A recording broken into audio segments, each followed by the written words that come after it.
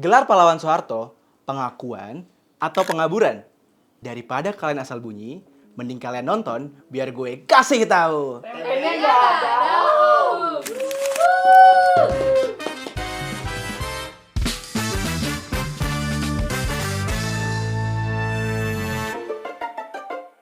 Ya. 10 November kemarin, Indonesia lagi memperingati Hari Pahlawan.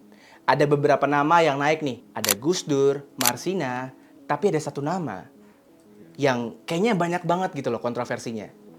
Yap, Soeharto, Presiden kedua Republik Indonesia.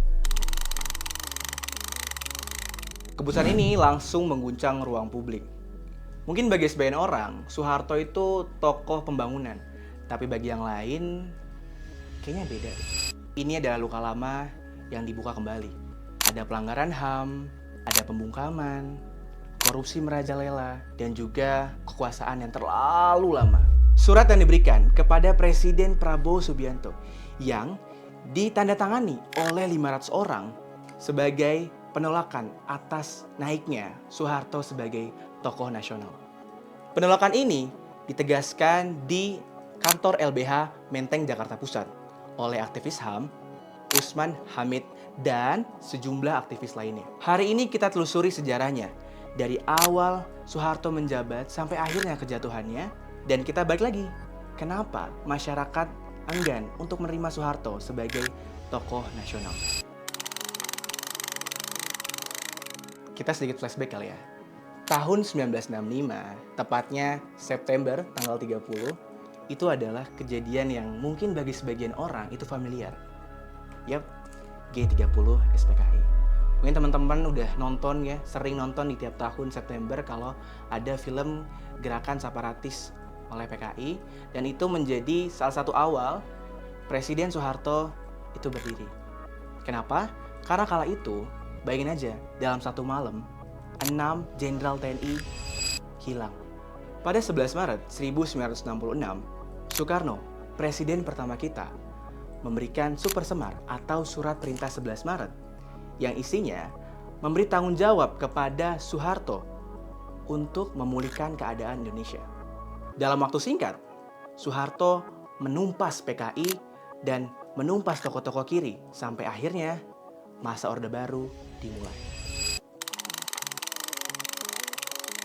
Di tahun 1970 sampai 1980-an, Soeharto memimpin Indonesia dengan visi pembangunan. Soeharto meluncurkan yang biasa kita tahu ya, Repelita, rencana pembangunan 5 tahun sebagai rencana nasional. Dari situ, sekolah-sekolah mulai dibangun, jembatan mulai ada, waduk, pabrik mulai bermunculan. Sampai akhirnya, Indonesia mencapai swasembada beras di tahun 1984. Dan Indonesia juga dijuluki Macan Asia. Wow, keren banget. Program transmigrasi dilakukan besar-besaran. Orang-orang tuh pada dipindahin nih dari Jawa ke pulau-pulau lainnya, kayak Kalimantan, Sumatera. Untuk apa? Untuk pemerataan penduduk. Pemerintahan pusat mengatur hampir semua aspek kehidupan, dari mulai politik, hukum, budaya, sosial. Semua dah. Partai politik dibatasi hanya 3. Ada PPPP, info lokasi, ya, PPPP, terus juga Golkar dan juga PDI. Nah, Soeharto memakai Golkar untuk dapat memenangkan kepresidenannya. Kala itu, militer melalui Dwi Fungsi ABRI bukan hanya menjaga negara, tapi militer juga menduduki kursi-kursi parlemen dan birokrasi. Ekonomi tumbuh rata-rata 7% di setiap tahunnya, dan kala itu Indonesia dijuluki sebagai Macan Asia yang sedang bangkit. Gila gak sih? Keren banget tahun itu. Di balik julukan itu, ada harga yang harus dibayar. Nah, sekarang kita akan bahas sisi lain dari Orde Baru. Di balik pembangunan, kebebasan sipil ditekan. Kritik terhadap pemerintah dianggap subversif atau mengganggu keamanan negara. Pers dikontrol, buku-buku dilarang, dan mahasiswa diawasi. Sejumlah tragedi terjadi. Di antaranya ada invasi di Timur Timur yang menewaskan puluhan ribu masyarakat di sana. Lalu tahun 1980-an ada yang kita kenal sebagai Petrus atau penembak misterius. Dia membunuh seorang tanpa melalui proses hukum. Lalu, peristiwa Santa Cruz tahun 1991 di mana memicu kecaman dunia. Korupsi tumbuh subur. Keluarga cendana dan kroni-kroninya mengambil bisnis-bisnis besar. Transparansi Internasional menyebutkan bahwa Soeharto dicap sebagai pemimpin yang paling korup dalam sejarah. Nilai korupsinya itu sekitar 15 sampai 35 miliar US dollar. Wow, itu gede banget. Tapi narasi ini ditutup oleh narasi lainnya, yaitu stabilitas dan juga pembangunan. Sampai akhirnya tahun 1997, krisis menghantam Asia, dan salah satunya adalah Indonesia. Kala itu, rupiah mulai menurun, kerusuhan mulai terjadi, dan rakyat tuh mulai gelisah, geng. Hingga ada gerakan mahasiswa yang menuntut reformasi. Isi reformasinya itu ada demokrasi, lalu ada juga penghapusan dui fungsi ABRI, dan pemberantasan KKN, korupsi, kolusi, dan nepotisme. Pada 12 Mei 1998, 4 mahasiswa Trisakti meninggal dunia saat aksi damai. Dan inilah titik balik di mana terjadi kerusuhan 98. Di sini banyak sekali orang-orang yang meninggal, gengs. Dan juga banyak kerusuhan yang terjadi, serta saat itu etnis Tionghoa menjadi sasaran kekerasan. Yang tadinya ini adalah krisis ekonomi, sekarang berpindah ke krisis politik. Hingga akhirnya pada 21 Mei 1998, Presiden Soeharto akhirnya turun setelah 32 tahun menjabat, gengs. Dia digantikan oleh wakil presidennya, yaitu B.J. Habibie. Dan inilah mulai masa reformasi. Nah, kita balik lagi ke pembahasan yang awal. Bisa nggak sih seorang yang menyimpan luka kolektif bisa diangkat sebagai tokoh pahlawan nasional setelah 27 tahun berlalu? Setelah 3 kali diusulkan, Soeharto kini resmi dianugerahi sebagai pahlawan nasional. Ini dideklarasikan di Istana Presiden pada tanggal 10 November 2025. Penetapan gelar pahlawan ini menimbulkan banyak sekali respon di dunia publik. Ada yang pro, tapi ada juga yang kontra. Tapi, pemerintah menyatakan bahwa penetapan Soeharto sebagai tokoh nasional sudah melalui kajian yang mendalam. Nah, daripada kita bingung nih, emang gimana sih prosesnya? Kita bahas nih. Yang pertama, ada pengusulan awal. Proses pengusulan gelar dimulai di tingkat daerah oleh tim peneliti dan pengkaji gelar pahlawan daerah.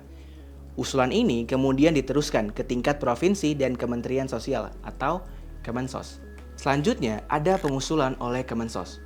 Pada Maret 2025, Kemensos bersama tim peneliti dan pengkaji gelar pusat mengusulkan Soeharto sebagai pahlawan nasional.